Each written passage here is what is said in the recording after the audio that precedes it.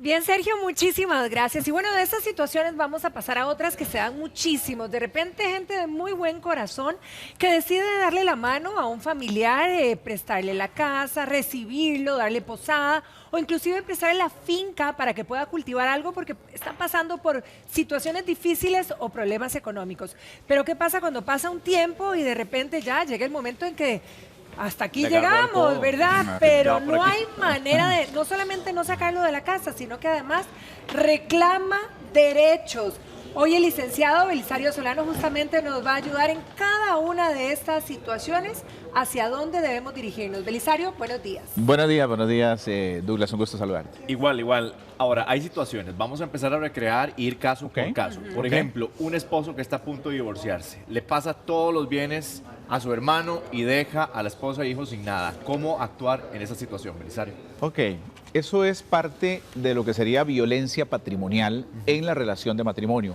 E incluso se puede estar dando en una relación de hecho no reconocida.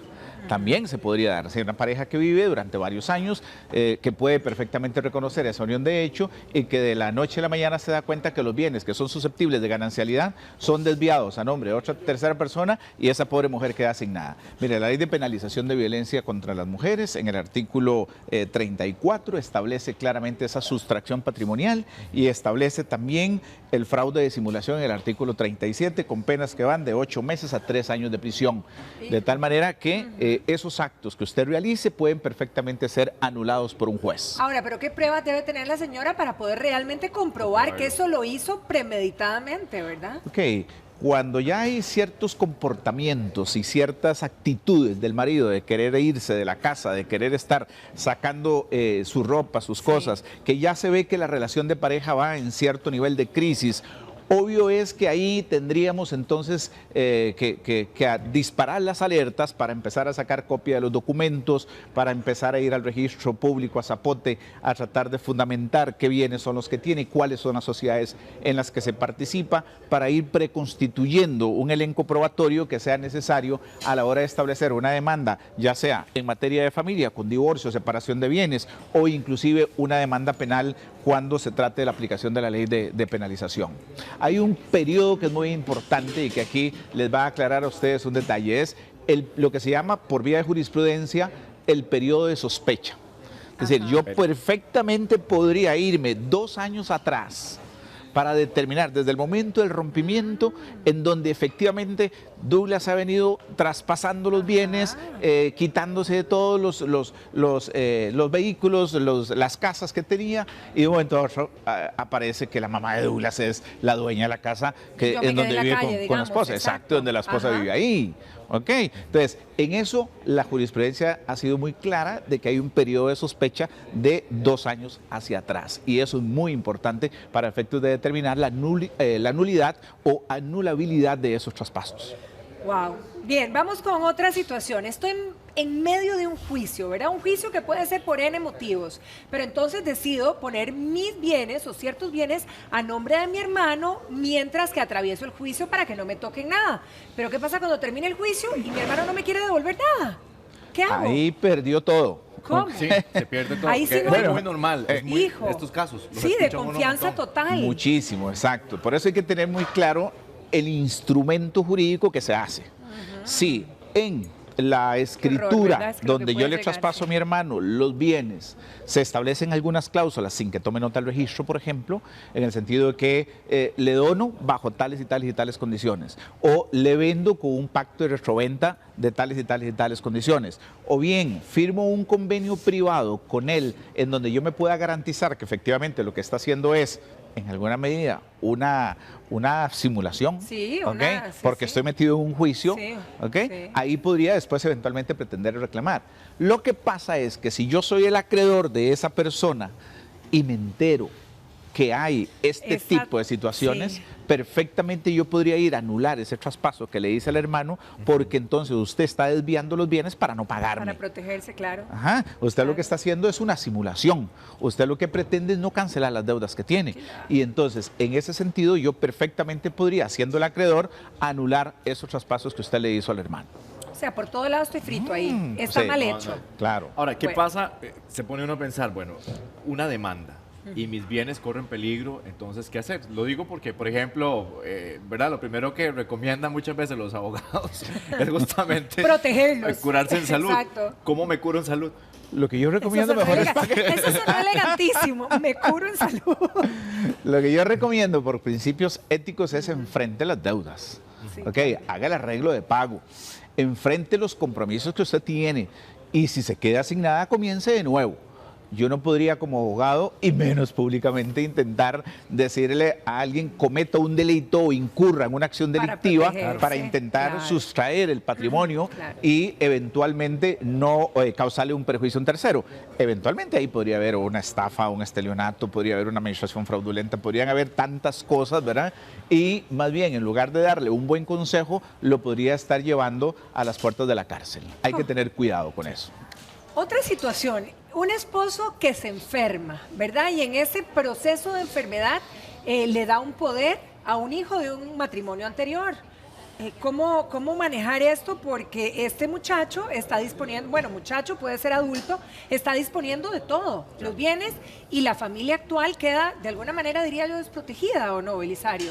Totalmente desprotegida, porque si el poder se le da teniendo las facultades cognitivas y cognitivas en perfecto estado, ahí no hay ningún problema. A mí me dieron el poder, me dieron esas condiciones. Lo que pasa es que el poder llegaría hasta el momento en que mis facultades mentales me lo permitan, yo como poder dante. De tal manera que si yo le doy el poder a Douglas, por una razón de correcto manejo del poder que le doy, es decir, bueno, no, ya yo no podría seguir ejerciendo los actos de representación de Belisario en virtud de que ya él no tiene esa capacidad cognitiva para poder quitarme el poder. Entonces, con ese poder lo que usted debería hacer es solicitar la declaratoria de insania, para que sea un curador, que sea un administrador nombrado por el juez el que venga a representarlo. O sea, ahí sí se queda con el poder completo. Ahí, sí, pero ya sería un juez el que lo dé. Ok. En una sana administración, si yo le doy a usted un poder y yo por alguna circunstancia pierdo mi capacidad cognitiva, auditiva, ya no podría revocárselo a usted. Entonces ese poder ya no existe. Ese poder en realidad cesa en el momento en que mi capacidad volitiva estaría comprometida. O yo me muera. Sí, yo una vez, en el momento en que yo muero, usted no puede seguir actuando como apoderado. Ya no, ahí sí la esposa puede ejecutar y tener sus derechos y la familia actual. Pero por la vía del sucesorio. Sí, ya entramos a otro nivel. Tanate, sí. Este es otro tanate. ¿Cuál? Esta situación es otro tanate. A ver, se construye la casa en la propiedad del suegro. ¿Verdad? Porque había una relación y decía nos quería mucho y quería ver a los nietos crecer, pero de repente dice, Salados, la casa es mía. ¿Qué pasa ahí? Ocurre muchísimo, Douglas, eso, muchísimo, Patricia, ocurre todos los días, nos está ocurriendo en nuestra sociedad, en donde precisamente por la falta de vivienda, por la falta de posibilidades, entonces llega el suegro o la suegra, le dice, mira, aquí está un pedacito, venga, hagan, construyan y listo. Cuando ya está todo muy bonito, se armó la de San Quintín en la relación de pareja, generaron los conflictos y entonces obviamente el suegro saca al yerno o a la nuera y entonces, ¿de quién es la propiedad? ¿Cómo sucede eso?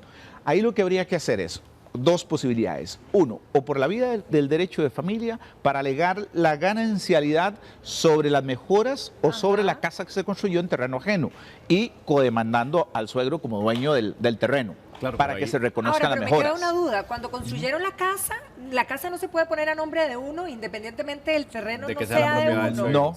No hay manera. No hay manera, excepto que se ponga un derecho. Entonces diga, bueno, habría que protegerse de esa forma. Exacto, que la mitad de la casa, que un tercio, que la mitad de la casa no, que la mitad del terreno de la finca o que un tercio de la finca le pertenece a X personas. Híjole, y se haga un segundo piso, por ejemplo, en la casa. Eso es frecuente, sí. Esos son mejoras.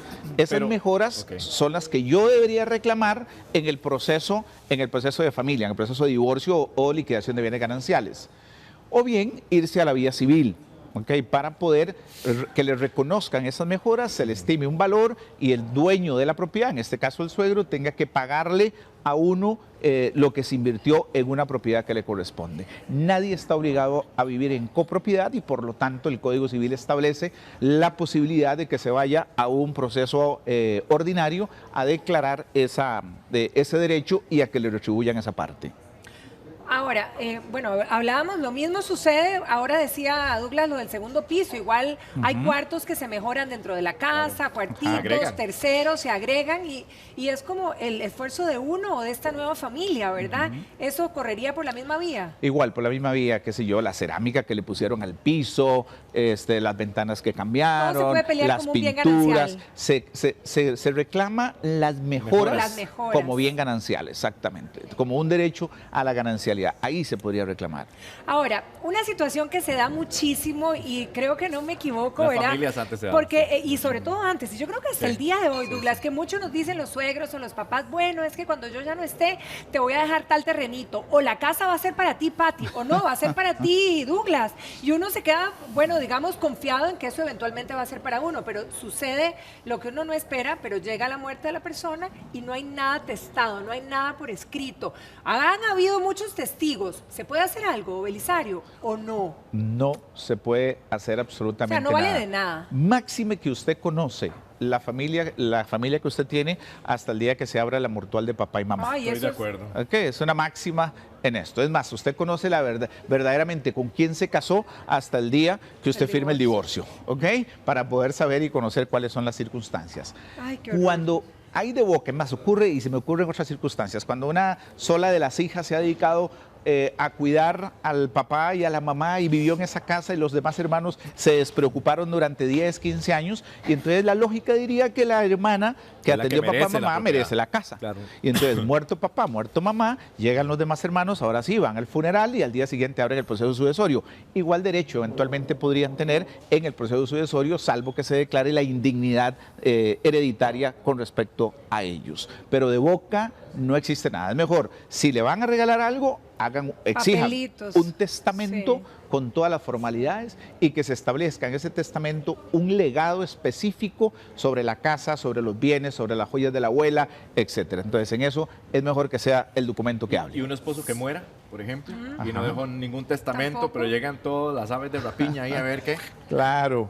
El artículo 572 del Código Civil establece con claridad quiénes son los herederos legítimos de esas personas que mueren o del causante que muere sin dejar testamento.